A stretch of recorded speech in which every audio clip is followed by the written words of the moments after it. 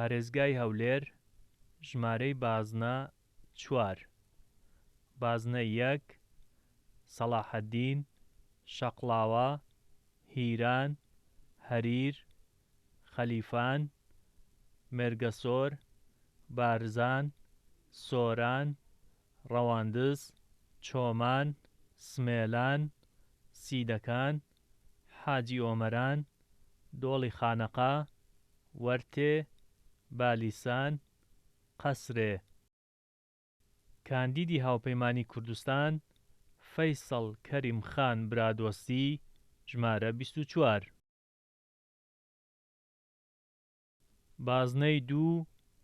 کۆیە تەقتەق ئاشتی سێگرتکان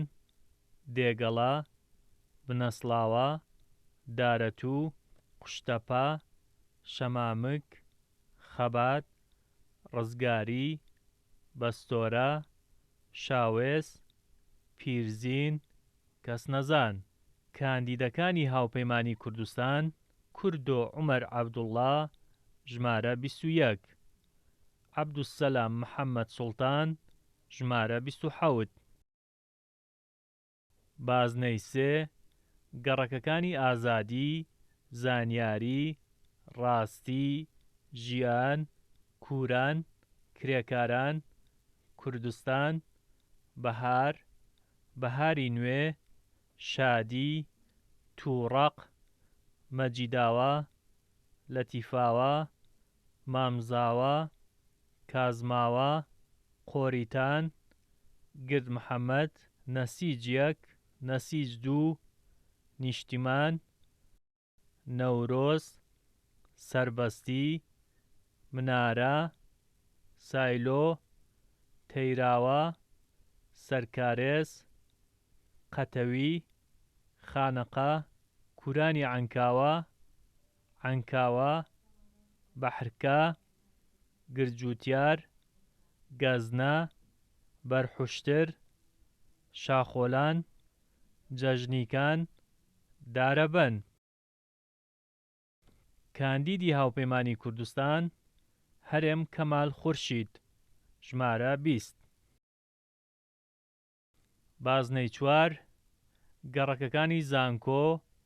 گەڕەکی 94 گەڕەکی 99 شارەوانی مەهاباد زانایان هەڤاڵان شوڕتاوە گوڵان سێتاقان شەهیدان وەزیران باداوە کارێزان هاوکاری ئەندازیاران موفتی شۆڕش کوێستان ئاری سورچی سەلاحەددین بەختیاری سەربەستی ناسیتی پێنجی حەسارۆک هەشتی حەسارۆک سەروەران زیلان ڕووناکی مەندکاوە ئیسکان زراعە کۆماری سەیداوە تەعجیل بەستەپیازە ڕاپەڕین دۆلاراوە برایەتی سەفین بێتواتە نیشتیمان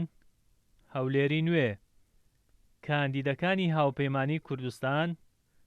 مژدە ئیسماعیل ساڵح ژمارە 22 برزۆ مەجید عەبدوڵڵا ژمارە 27